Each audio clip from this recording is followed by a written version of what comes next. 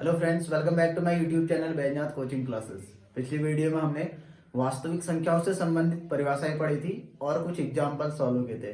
तो आज की वीडियो में हम सॉल्व करेंगे इसमें एक्सरसाइज 1.1, जिसके अंतर्गत कुछ क्वेश्चन को हम सॉल्व करेंगे। और अगर अभी तक आप लोगों ने प्रीवियस वीडियो नहीं देखी है तो उसको नीचे डिस्क्रिप्शन में जाकर के उसका लिंक वहां से ले सकते हैं और फिर देख सकते हैं, या फिर प्लेलिस्ट में चैप्टर 1 करके एक प्लेलिस्ट बनी है, वहां से आप वीडियो देख सकते हैं। और अदर चैप्टर की भी वहां पर कोई वीडियो है, उनको भी आप लोग देख सकते हैं, क्लास 10th से रिलेटेड या फिर क्लास 12th की। तो देखो, इसमें क्वेश्चन दे रखा है कि निम्नलिखित संख्याओं को अभाज्य गुणनखंडों के गुणनफल के रूप में व्यक्त कीजिए। तो देखो, ये संख्या दे रखी है, इनका हमें क्या करना है, अभाज्य गुणनखंड कर देना। अभाज्य गुणनखंड मतलब इनके जो गुणनखंड आएंगे वो क्या आएंगे, एक अभाज्य संख्या आएगी। ठीक है, तो इसका पहला क्वेश्चन सॉल्व करते हैं। 140 का अभाज्य गुणनखंड। तो देखो, अभाज्य गुणनखंड करना कैसे, वो पहले भी बता रखा है, एक बार और बता दे रहा हूँ।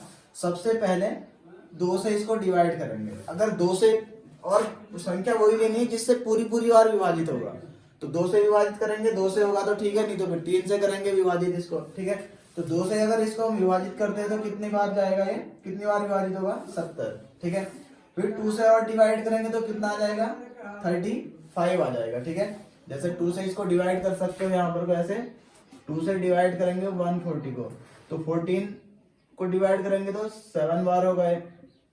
फिर कितना आ जाएगा, यहाँ 0 आ गया तो इसको भी 0 उतार लो, तो 70। ऐसे ही फिर 70 को डिवाइड करो। ठीक है, तो अब उसके बाद 2 से नहीं हो रहा तो फिर 3 से डिवाइड करेंगे। 3 से भी नहीं होगा है ना, तो इसका मतलब अब किससे डिवाइड करेंगे, हम इसको 5 से डिवाइड करेंगे। फिर अब ये 5 से भी नहीं होगा तो अब किससे डिवाइड करेंगे, 7 से। तो जब तक का ये यहाँ पर को 1 नहीं आ जाता तब तक हम क्या करते हैं, इसको डिवाइड करते रहेंगे। ठीक है, तो 140 के जो अभाज्य गुणनखंड आए, ठीक है, ये क्या है, 2 गुणा 2 गुणा 5 गुणा 7। या फिर क्या लिख सकते हैं इसको, देखो 2 की पावर कितना हो गया, 2 लिख सकते हैं इसको, और 5 की पावर 1 इंटू 7 की पावर 1, ऐसे भी इसको लिख सकते हैं। ठीक है, अब अगले क्वेश्चन में क्या किया जाएगा कि इसमें डायरेक्टली गुणनखंड बता दिए जाएंगे कि ये इसके गुणनखंड आएंगे करके। अब देखो, इसमें एक छोटी सी चीज है कि 2 से, अब हमें कैसे पता चलेगा कि संख्या 2 से विभाजित हो रही है करके। तो जिसके लास्ट में 0, 2, 4, 6, 8 आएगा, ये संख्याएं क्या होंगी, 2 से विभाजित होंगी। 3 से विभाजित अगर हमको चेक करनी तो उसके लिए क्या होता है, जैसे संख्या अगर इन सब का योग कितना आ जाए, 3 से विभाजित हो रहा है तो वो 3 से विभाजित हो जाएगी। फिर 5 से चेक करने के लिए क्या करना होता है, जिसके लास्ट में 0 या 5 आए वो 5 से विभाजित होगी। 4 से विभाजित होने के लिए क्या करना पड़ता है, जिसके लास्ट के 2 डिजिट अगर 4 से विभाजित हो रहे हैं तो पूरी संख्या 4 से विभाजित हो जाएगी। तो इस प्रकार से वो रूल होते हैं, तो उसको भी हमें समझना है उसमें। ठीक है, अब देखो, इसका दूसरा पार्ट है 156 के हमको निकालने, इसमें अभाज्य गुणनखंड। अब इसमें इतना लंबा प्रोसेस नहीं करेंगे, सीधे उसका अभाज्य गुणनखंड लिख लेंगे। तो देखो, इसके अभाज्य गुणनखंड कितने आएंगे, 2 गुणा 2 गुणा 3 गुणा 13। ठीक है, देखो कैसे, 2 दूनी 4, 4 तियां 12, 12 गुणा 13 अगर हम करेंगे तो कितना आ जाएगा, ये 156। ठीक है, अब देखो, इस चीज को हम क्या लिख सकते हैं, 2 का स्क्वायर गुणा 3 की पावर 1 गुणा 13 की पावर 1। ठीक है, अब इसका अगर हम अभाज्य गुणनखंड करेंगे तो कितने आ जाएंगे, इसका 3 गुणा 3 गुणा 5 गुणा 5 गुणा आ जाएगा 17। ठीक है, 2 से तो विभाजित होगा नहीं है, तो 3 से विभाजित होगा। कैसे, देखो इन सबको अगर हम जोड़ेंगे तो कितना आ रहा है, 11 तो 13, 13 और 5 18। तो 18 क्या होता है, 3 से विभाजित हो रहा है, तो इसका मतलब है पूरी संख्या 3 से विभाजित होगी। ठीक है, फिर 2 बार 3 से होगा, फिर उसके बाद 5 से होगा, क्योंकि ये 5 से भी होगी ही होगी, क्योंकि इसके लास्ट में क्या आ रहा है, 5 आ रहा है। 5 या 0 आता है तो 5 से विभाजित वो होती है। फिर उसके बाद लास्ट में 17 बार होगा। तो जैसे ये कर रखा है ऐसे ही बना सकते हैं इसको। ठीक है, अब इसको हम लिख क्या सकते हैं, फिर 3 की पावर 2 इंटू 5 की पावर 2 इंटू 17 की पावर 1, ये इसका आंसर आ गया। तो अभाज्य गुणनखंड ऐसे भी लिख सकते हैं, ऐसे भी लिख सकते हैं इसमें। अब चौथा है इसमें 5005। अब क्या करना है, इसके अभाज्य गुणनखंड करने हैं। तो देखो इसके अभाज्य गुणनखंड क्या आ जाएंगे, 5 गुणा 7 गुणा 11 गुणा 13। ठीक है, तो पहले 5 से विभाजित करना, फिर 7 से, फिर 11 से, फिर 13 से। ठीक है, तो अब इसमें क्या करेंगे, अब इसका अगर इस पावर्स के टर्म्स में लिखेंगे तो सबकी पावर कितनी आ रही है, 1 1 ही आ रही है। तो पावर 1 लिखना चाहे ना लिखे उससे कोई इफेक्ट नहीं पड़ेगा उतना। ठीक है, अगला क्वेश्चन है इसमें, इसके फैक्टर करेंगे तो 17 गुणा 19 गुणा 23। इनके अलावा किसी भी छोटी संख्या से ये विभाजित नहीं होगा। तो सबसे पहले 17 का ही भाग जाएगा, फिर 19 का जाएगा, फिर उसके बाद 23 का ही इसमें भाग जाएगा। ठीक है, अब देखो अगला क्वेश्चन है, इसमें हमें क्या करना है, HCF और LCM ज्ञात करना है। ठीक है, तो देखो HCF और LCM कैसे ज्ञात करेंगे, इसमें 26 और 91।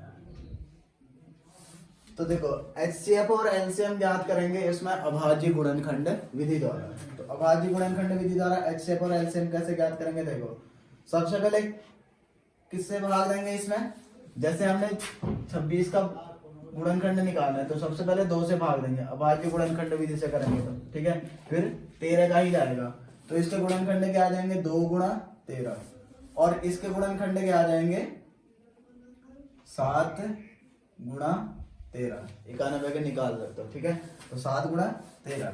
अब देखो HCF में क्या बताया था मैंने, ठीक है, HCF निकालने का तरीका 2 तरीके से बताया था इसमें। तो एक तो ये था कि हम क्या करेंगे, जो दोनों में कॉमन आ रहा है उस वाली संख्या को ले लेंगे। ठीक है, तो दोनों में कॉमन क्या आ रहा है, 13, तो HCF आ गया 13। या फिर जो कम पावर वाला होता है, जो उभयनिष्ठ गुणनखंड आ रहा है, तो कम पावर में क्या है, 13 ही आ रहा है। ठीक है, फिर उसके बाद LCM निकालना है इसका हमें। ठीक है, तो LCM अगर इसका हमको निकालना है तो LCM कितना आ जाएगा, 2 गुणा 7, और जो कॉमन आ रहा है उसको केवल एक ही बार लिखना है, बस हो गया। ठीक है, तो अब क्या करना है, हमें इन दोनों का गुणा कर देना है, इन तीनों का गुणा करेंगे तो कितना आ जाएगा, 182। ये आ गया इसका LCM। अब साथ ही साथ हमें क्या करना है, इसमें हमें ये चेक करना है कि दो संख्याओं का गुणनफल बराबर HCF गुणा LCM आ रहा है या नहीं आ रहा है, ऐसा चेक करना है हमको। ठीक है, तो देखो 2 संख्याएं हमको जो दे रखे हैं, इनका गुणा करेंगे और HCF गुणा LCM करेंगे पहले। ठीक है, तो फिर उसके बाद चेक करेंगे कि ये ऐसा आ रहा है या नहीं आ रहा है करके। अब देखो फिर इसमें सबसे पहले निकालेंगे 2 संख्याओं का गुणनफल। तो 2 संख्याओं का गुणनफल यानी कि ये जो संख्याएं दे रखे हैं इनका गुणनफल निकालना है।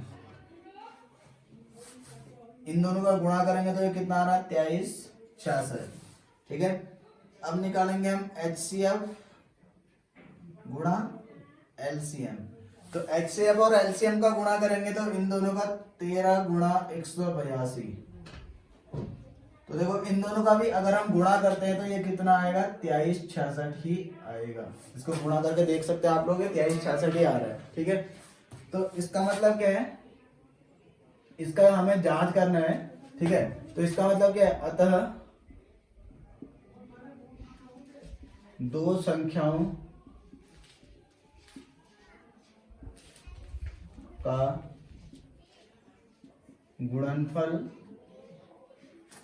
बराबर HCF गुणा LCM, ये आ गया। ठीक है, अब ऐसे ही इसका भी हमें यही चीज याद करना है, ऐसे ही 336 और 54 का भी। देखो अगला है इसमें 510 और 92। ठीक है, अब इसके हमें क्या करना है, पहले तो अभाज्य गुणनखंड करने पड़ेंगे। 510 के आ रहे हैं अभाज्य गुणनखंड, 2 गुणा 3 गुणा 5 गुणा 17। ठीक है, और 92 के अभाज्य गुणनखंड करेंगे तो 2 गुणा 2 गुणा 23। ठीक है, ये इसके अभाज्य गुणनखंड आ गए। अब हमें क्या करना है, इसमें HCF और LCM ज्ञात करना है। तो HCF के लिए क्या करेंगे, जो दोनों जगह कॉमन आ रहा है उसको लिख लिया हमने, ठीक है।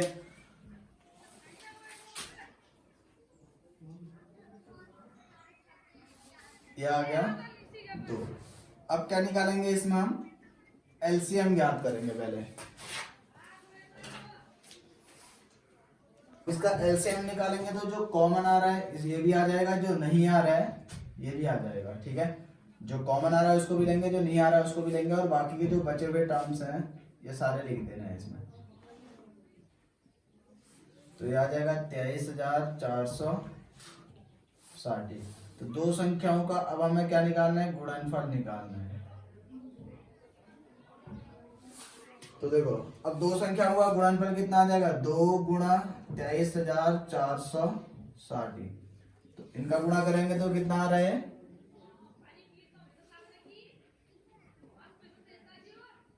46,920, ठीक है। अब HCF गुणा सॉरी मतलब ये ये आ गया HCF गुणा LCM, हाँ HCF गुणा LCM आ गया ये, ठीक है। अब लिखेंगे दो संख्याओं का गुणनफल।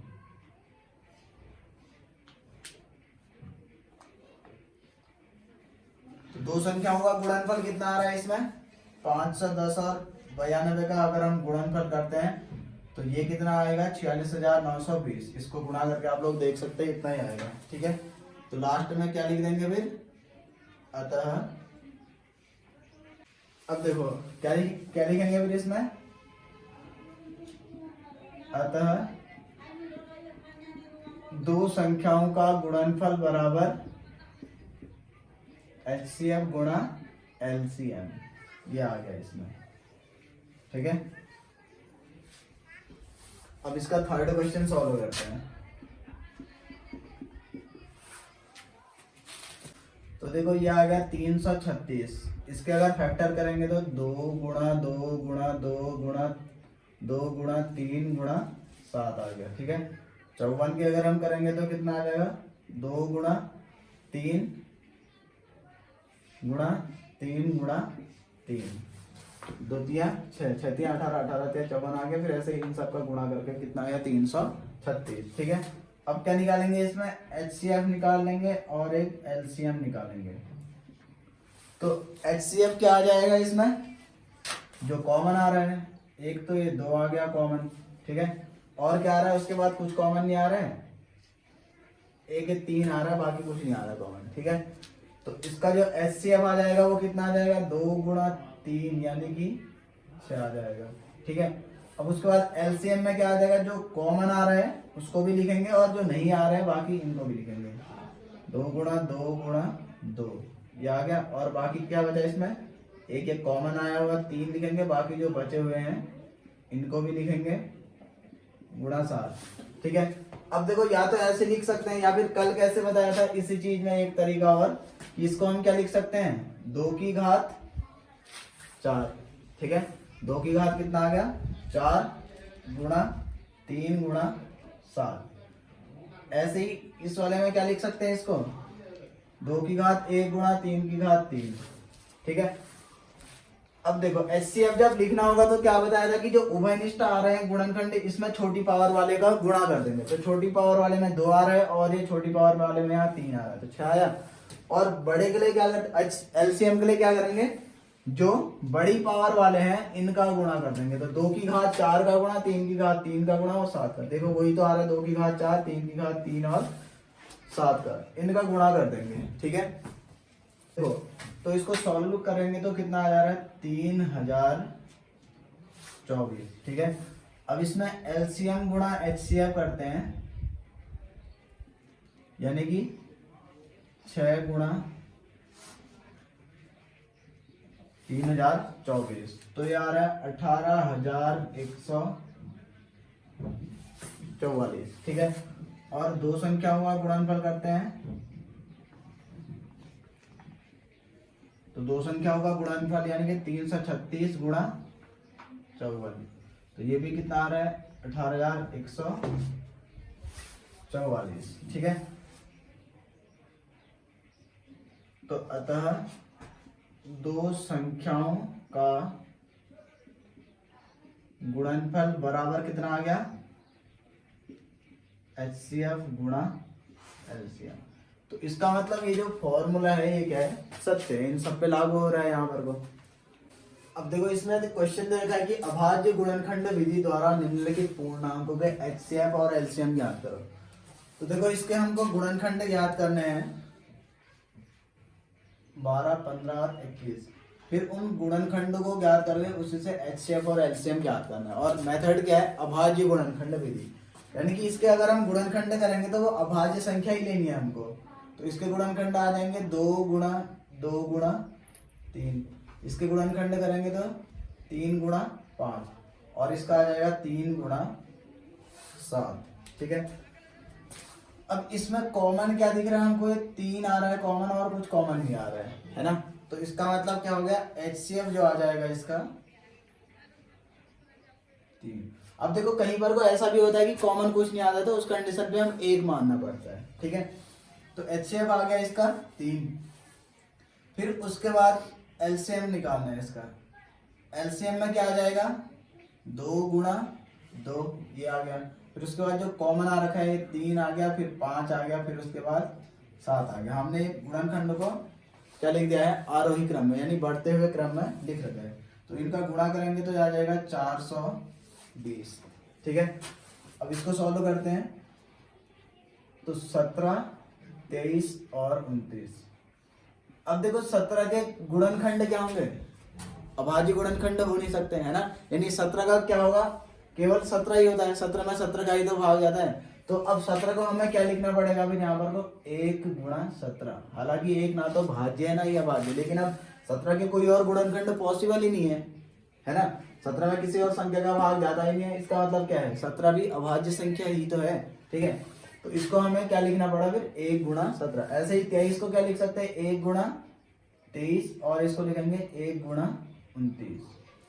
ठीक है, तो इसका जो HCF आएगा, HCF क्या आ रहा है, 3 के 3 में कॉमन क्या दिख रहा है, 1, और LCM आ गया इसमें कितना, 17 गुणा 23 गुणा 29।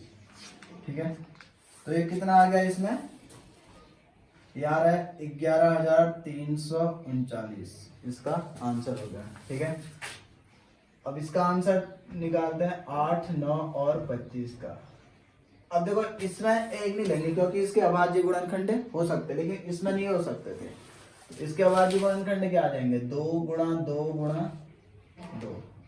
इसमें क्या आ जाएगा, 3 गुणा 3, और इसमें क्या आएगा फिर 5 गुणा 5।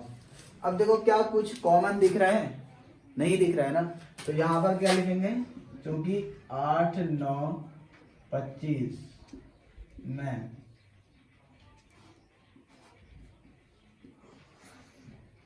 वनिष्ठ गुणनखंड केवल, अब कुछ नहीं दिख रहा है तो हमें क्या लिखना पड़ेगा, 1 होगा, केवल क्या होगा, 1 होगा। तो इसलिए HCF क्या आ जाएगा फिर इसमें, 1। ठीक है, तो 1 लिख लोगे वहां पर अगर लिखना चाहोगे। और LCM क्या आ जाएगा इसका, इन सबका गुणा कर देंगे, 2 की घात 3 गुणा 3 की घात 2 गुणा 5 की घात 2, ऐसे डायरेक्टली कर देना है। ठीक है, 2 गुणा 2 गुणा 2 ऐसे लिख सकते हैं इसको। तो ये गुणा करके सबके सब आ रहे हैं कितना, 1800। ठीक है, अब देखो चौथा क्वेश्चन है इसमें, HCF 306,657, ये कितना दे रखा है, 9 दे रखा है। ठीक है, HCF कितना दे रखा है, 2 संख्याओं का 9। अब हमको क्या करना है, इसमें LCM ज्ञात करना है। देखो एक फॉर्मूला बताया था, अगर हम 2 संख्याओं का जो HCF होता है, माना 2 संख्या A, B है, इनका HCF गुणा LCM बराबर क्या होता है, इन संख्याओं का गुणनफल। यानी कि 2 संख्याओं का गुणनफल किसके बराबर आता है, HCF और LCM। अभी हमने दूसरे क्वेश्चन में भी ये चीज प्रूव करी थी। तो LCM ज्ञात करना है तो HCF का क्या कर देंगे, इसमें भाग दे देंगे। ठीक है, तो यहाँ पर वो क्या आ जाएगा फिर, इसलिए 2 संख्याओं, अब इसमें LCM हमको ज्ञात करना है तो LCM बराबर क्या आएगा, 306 गुणा 657, और बट्टे में कितना आ जाएगा, ये HCF आ गया, इसके HCF यानी कि 9 आ गया। ठीक है, तो 9 से ये कैंसिल हो जाएगा 34 बार, और 34 का इसके साथ अगर हम गुणा करेंगे तो ये आ जाएगा 22,338। ठीक है, ये मोस्ट इंपोर्टेंट क्वेश्चन है, बोर्ड एग्जाम में बहुत बार पूछा जाता है ये वाला क्वेश्चन, तो इस वाले क्वेश्चन को अच्छे से समझ लेना। अब देखो क्वेश्चन है, इसमें जांच कीजिए कि क्या किसी प्राकृतिक संख्या n के लिए 6 की घात जो n है, यानी कि 6 की पावर में क्या आना चाहिए, कोई प्राकृतिक संख्या आनी चाहिए 1 से ऊपर की ओर, 1 2 3 4 5 से ये सब अंक 0 पर समाप्त हो सकती है। क्या ऐसा पॉसिबल है, कह रहे हैं। यानी कि देखो अगर हम इसमें देखें कि 6 की पावर 1 अगर लिखा जाए तो कितना होगा, 6 ही आ जाएगा, है ना। 6 की पावर 2 लिखेंगे तो कितना आ जाएगा, 6 इंटू 6। 6 की पावर 3 लिखेंगे तो ये भी कितना आ रहा है, 6 इंटू 6 इंटू 6। यानी कि इसको तो हम क्या लिख सकते हैं, 2 गुणा 3, यानी कि 2 की घात 1 3 की घात 1, ऐसा लिख सकते हो। अब इसको क्या लिखोगे, 2 की घात 1 गुणा 3 की घात 1 गुणा 2 की घात 1 गुणा 3 की घात 1, ऐसा ही तो लिख सकते हो। यानी कि ये क्या आया, 2 की घात 2 गुणा 3 की घात 2, यानी कि तुम इसको तो ऐसा लिख सकते हो 2 गुणा 3 की घात 1, ये आ गया 2 गुणा 3 की घात 2। ठीक है, इसका होल पावर में आ गया, दोनों के पावर में अलग अलग है तो ऐसा भी हम लिख सकते हैं इसमें। ठीक है, तो यही तो आया 2 गुणा 3 मतलब 6 की घात 2, ऐसे ही 6 की घात 3 है तो 2 गुणा 3 की घात कितना आ जाएगा, 3। यानी कि 6 की घात जो n है, 6 की पावर n है, तो ये कैसे पॉसिबल है, 2 गुणा 3 की घात n के रूप का होगा, इसका मतलब यही तो हुआ। लेकिन शून्य पर अगर समाप्त हो रही है तो इसका मतलब क्या होना चाहिए, उस संख्या के जो भी गुणनखंड आ रहे हैं, जैसे इसकी पावर में अभी तक हमने देखा कि शून्य नहीं आ रहा है ना, पावर में नहीं, मतलब इसको सॉल्व करके क्या आ रहा है, शून्य नहीं आ रहा है। शून्य आ रहा है तो इसका मतलब क्या हुआ, जैसे एक एग्जांपल में भी बताया था, जैसे 10 है तो इसमें शून्य आ रहा है तो इसका मतलब है 2 और 5 से विभाजित डेफिनेटली होगी ही होगी, यानी कि 5 से तो विभाजित होनी ही होनी है ना। अब 6 की घात n भी अगर शून्य पर आ रहा है तो इसका मतलब वो संख्या भी क्या होगी, 5 से विभाजित होनी है ना। 10 है, 10 की घात 1 है या 10 की घात 2 आ रहा है तो वो 5 से विभाजित होगी ही होगी, है ना, क्योंकि इसका गुणनखंड क्या आएगा, कुछ गुणा 5 में आएगा ही आएगा। जैसे 10 की घात 2 मतलब कितना आ गया, 100।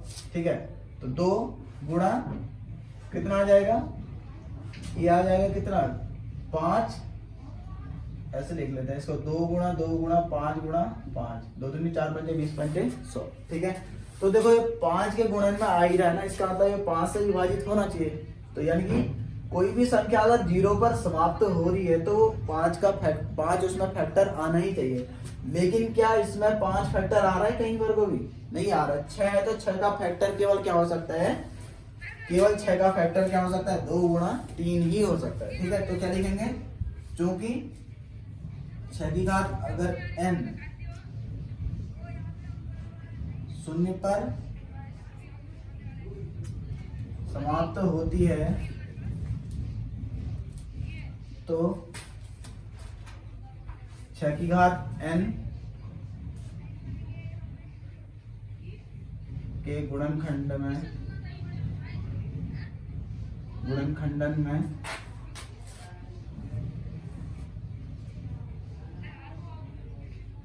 एक गुणनखंड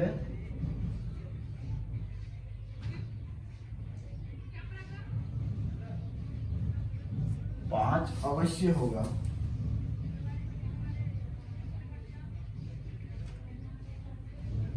परंतु यहाँ पर को क्या है, 6 की घात n बराबर 2 गुणा 3 की घात n, यही पॉसिबल है। यानी कि 6 की घात n का जो भी गुणनखंड आएगा वो किसके रूप में आ सकता है, अभाज्य गुणनखंड के रूप में 2 गुणा 3 का ही आएगा। ठीक है, तो इसलिए 6 की घात n शून्य पर समाप्त नहीं हो सकती।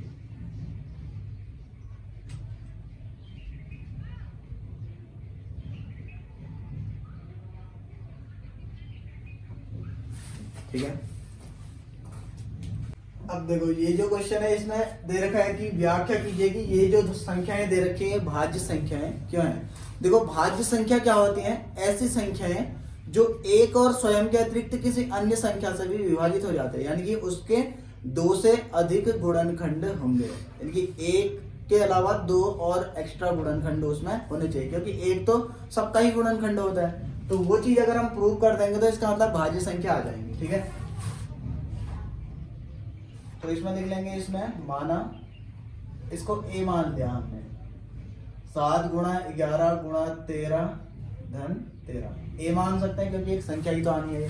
ठीक है, तो देखो इसमें से क्या करेंगे, देखो 13 को हम कॉमन ले सकते हैं, इस 13 को क्या लिख सकते हैं, 13 गुणा 1 लिख सकते हैं ना, 13 गुणा 1 मतलब 13 ही होगा। ठीक है, तो अब देखो 13 को अगर हम कॉमन ले लेंगे तो क्या बचेगा इसमें, 11 सत्ते 77। ठीक है, इन दोनों का, और 13 को हमने कॉमन ले लिया, और यहाँ से भी 13 को कॉमन ले लिया, तो कितना बचा, 1 बचा। अब इसका गुणा यहाँ करोगे तो यही सब आना है, इसका गुणा इसके साथ करोगे तो 13 आना है, बीच में क्या है, प्लस है इसमें। ठीक है, तो ये कितना आ गया, 13 गुणा आ गया ये कितना, 78 आ गया। तो क्या लिखेंगे,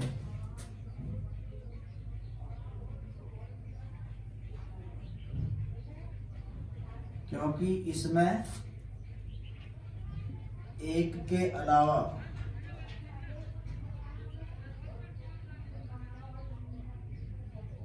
2 और गुणनखंड है,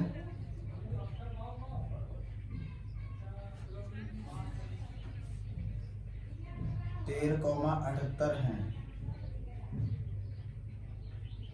इसलिए ये क्या है,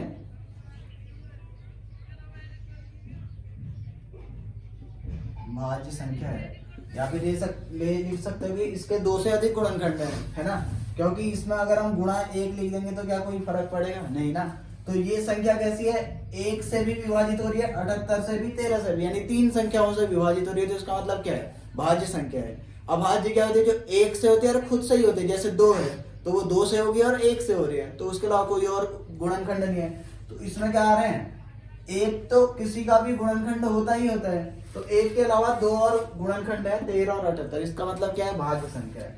ऐसे ही इसके लिए लिखेंगे तो क्या आ जाएगा, ये 7 गुणा 6 गुणा 5 गुणा 4 गुणा 3 गुणा 2 गुणा 1 धन 5। इसमें से क्या करेंगे, देखो कॉमन क्या आ रहा है, 5 आ रहे हैं।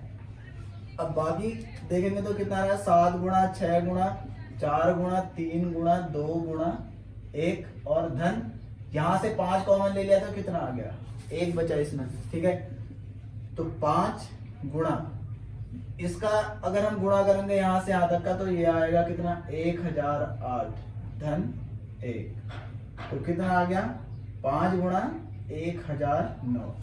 तो इसमें भी क्या आ गए, यहां भी 1 के अलावा 2 गुणनखंड है,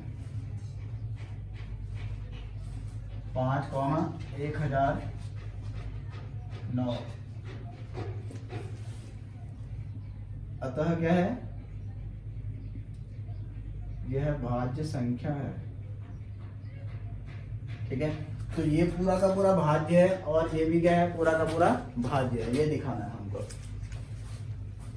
अब देखो इसमें दे रखा है, किसी खेल के मैदान के चारों ओर एक वृत्ताकार पथ है। ठीक है, एक वृत्ताकार क्या दे रखा है हमको, पथ दे रखा है।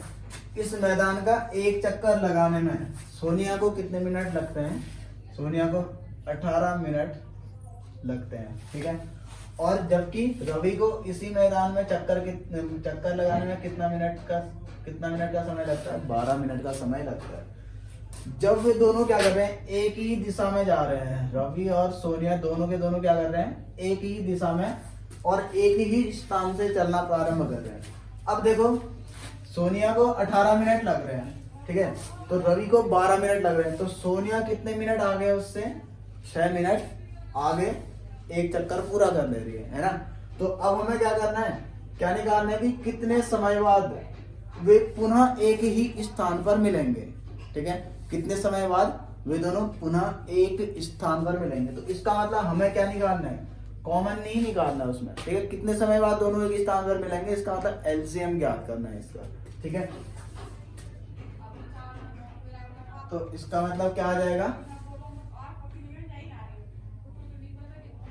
इसका निकाल लेंगे एलसीएम ऑफ 18 और किसका, 12 का। ठीक है। तो 18 और 12 का अगर हमको एलसीएम निकालना है तो 2 गुणा 3 गुणा 3, 2 गुणा 2 गुणा 3, ठीक है। तो ये 2 कॉमन आ गया, 3 भी कॉमन आ गया, तो एलसीएम कितना आ जाएगा फिर इसमें 2 गुणा 2 गुणा 3 गुणा 3, तो ये कितना आ गया 36। यानी कि 36 मिनट बाद वो क्या करेंगे, 36 मिनट बाद दोनों के दोनों क्या होंगे, एक ही स्थान पर फिर से मिल जाएंगे, ठीक है। ये इसका आंसर आ गया। अगर आप लोगों को ये वीडियो पसंद आई है तो वीडियो को लाइक करें, कमेंट करें, शेयर करें, साथ ही साथ चैनल को सब्सक्राइब करें। और इस एक्सरसाइज में जो भी डाउट हो उसको कमेंट बॉक्स में लिख सकते हैं आप लोग।